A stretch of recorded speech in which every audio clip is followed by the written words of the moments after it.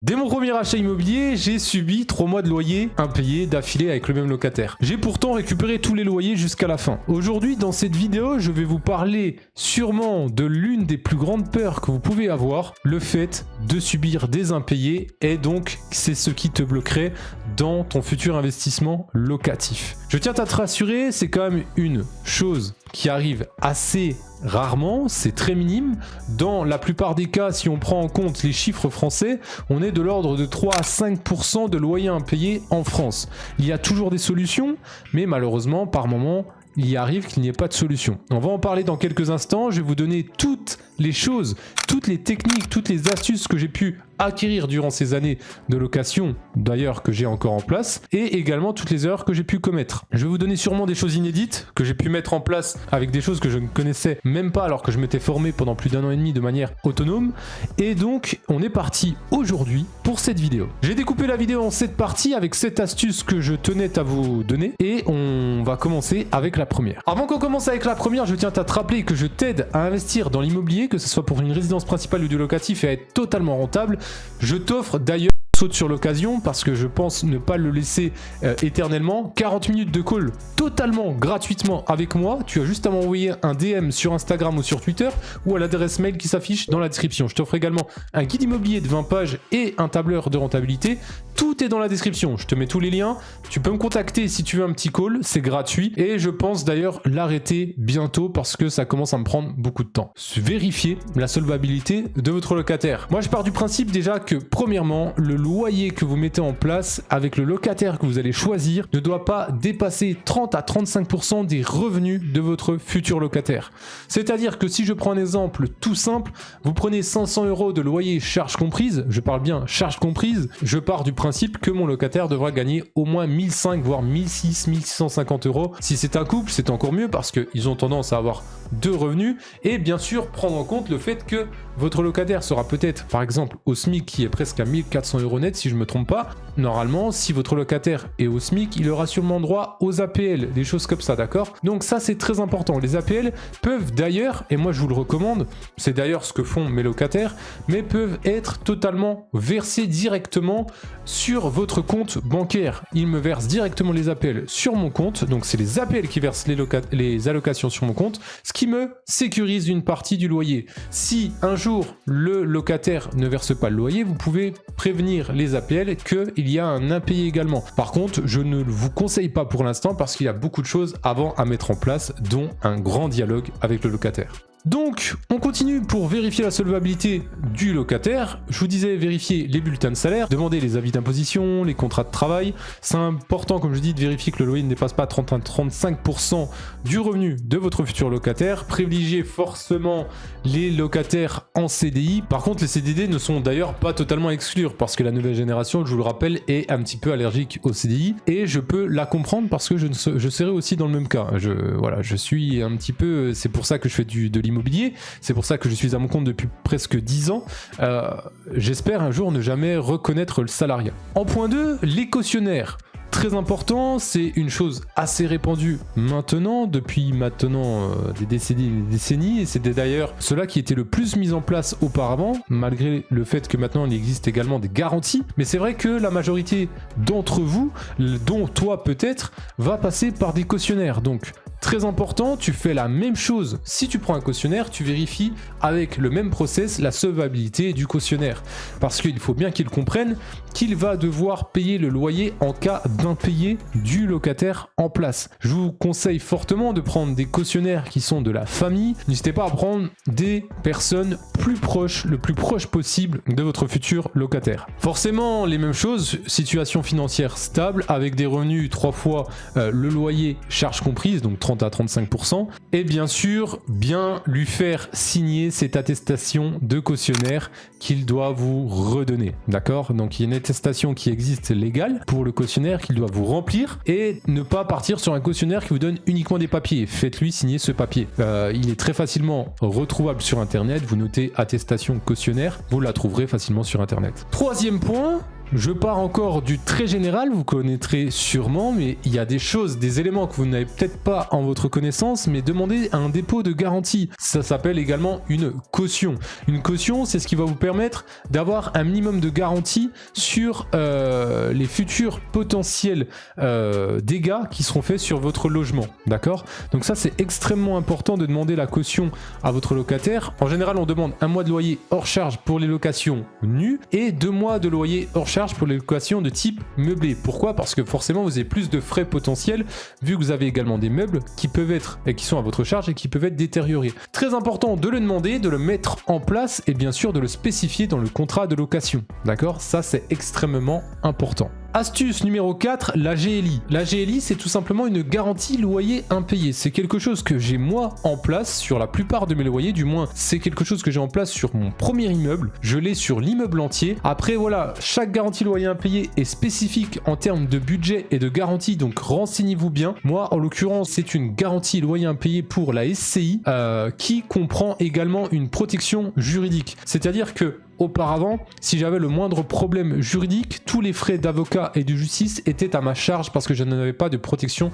juridique. Vous avez forcément potentiellement une protection juridique sur votre tête personnelle. Donc si vous l'avez en place et que vous achetez hors SCI, il n'y aura aucun problème, mais la garantie loyer impayé peut également être sous forme de package. D'accord ? Moi, j'ai un package qui comprend donc la garantie loyer impayé pour la SCI et une protection juridique parce qu'il n'y avait pas de protection juridique. Je pouvais choisir chaque appartement par appartement. J'avais un loyer de 420 € et 500 et quelques euros, 570 € si je ne me trompe pas, sur les deux premiers où je voulais absolument mettre cette garantie loyer impayé en place. Premièrement, ils vont vous demander des conditions. Les conditions sont forcément, encore une fois, que le locataire gagne au moins, je dis bien au moins 3 fois le montant du loyer, charges comprises. Ça, c'est une condition sine qua non. Vous êtes obligé de la mettre en place et de respecter cela pour que la garantie fasse effet.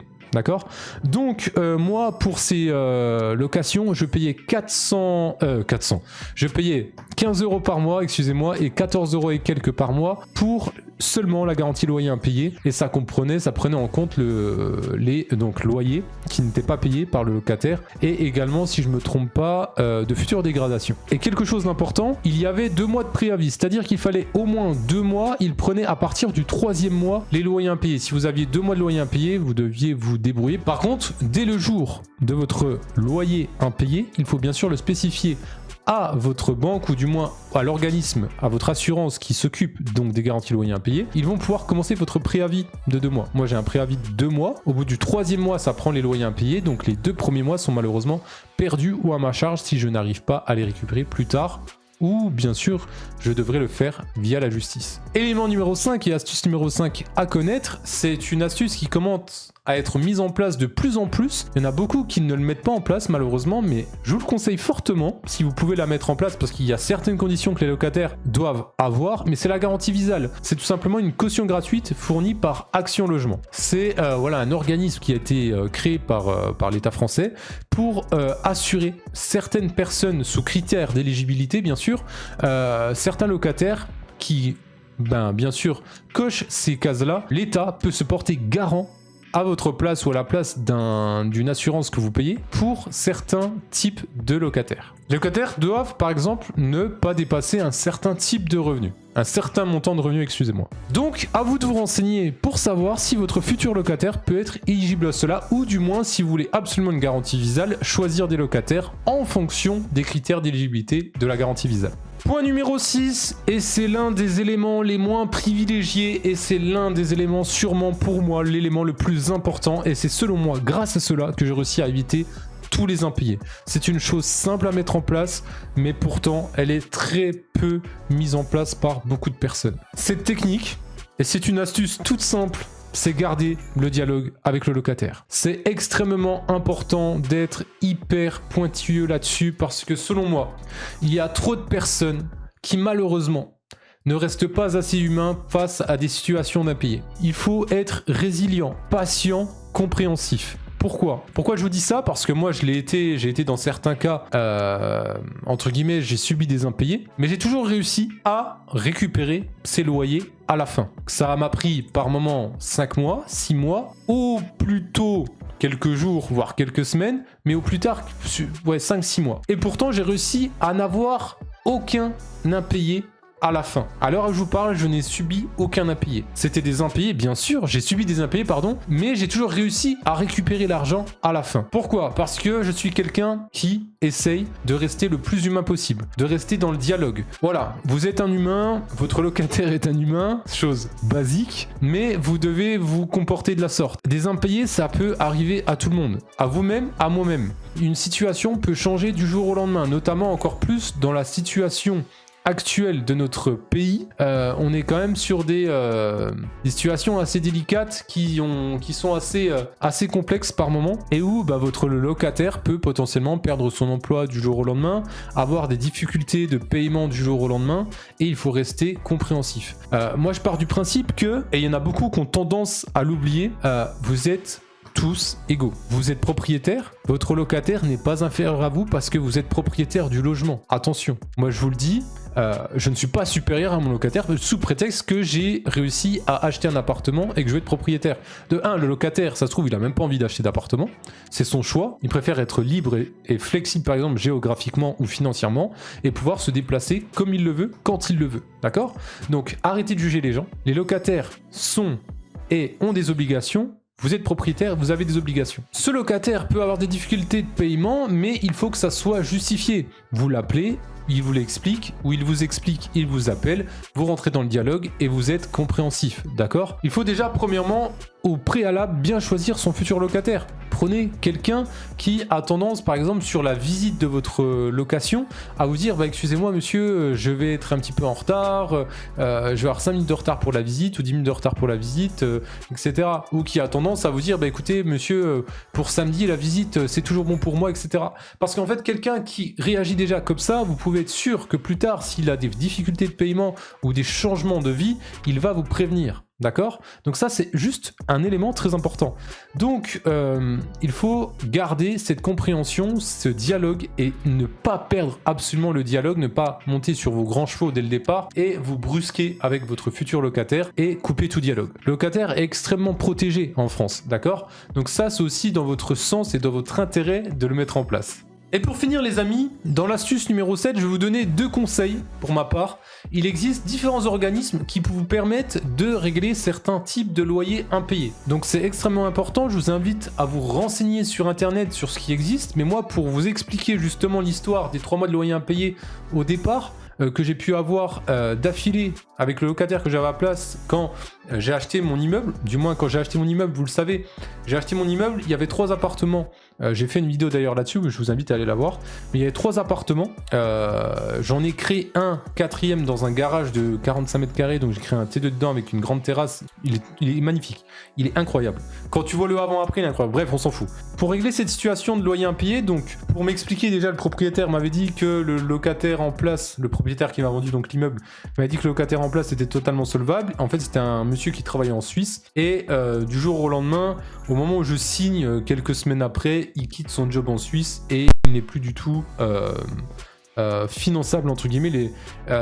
Il n'a plus du tout les moyens de me payer les loyers, il a du mal à trouver un job. En plus, c'est quelqu'un qui a beaucoup de mal avec la communication, il me parle très peu, il est très froid, enfin bref, voilà, très compliqué.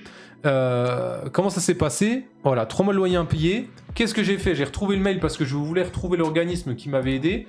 Mais les 3 mois de loyer impayé, il m'avait fait part du fait qu'il était en train de constituer un dossier social pour pouvoir me régler ces 3 mois de loyer impayé. Et il avait besoin de mon aide pour monter le dossier. 1260 €. D'accord? Donc j'ai reçu un virement de 1260 €, donc c'est 3 loyers de 400 € et 20 € de charge, donc 400 € hors charge, et c'est tout simplement, ça s'appelle le Fonds de Solidarité Logement. Donc ça, c'était l'organisme social du Doubs, le Fonds de Solidarité Logement, donc le FSL, c'était le FSL, ça s'appelait le FSL, qui m'a demandé de constituer le dossier, donc de bien expliquer pourquoi, etc., s'il était bien en difficulté de paiement, me donner également, donner les coordonnées, mes coordonnées bancaires, donc de la SCI, le RIB de la SCI, pour recevoir les loyers. Et donc, le Fonds de Solidarité Logement m'a aidé à récupérer les loyers. Donc voilà, soyez indulgents, compréhensifs, résilients, c'est important d'être résilient, dites-vous qu'il y aura toujours une solution.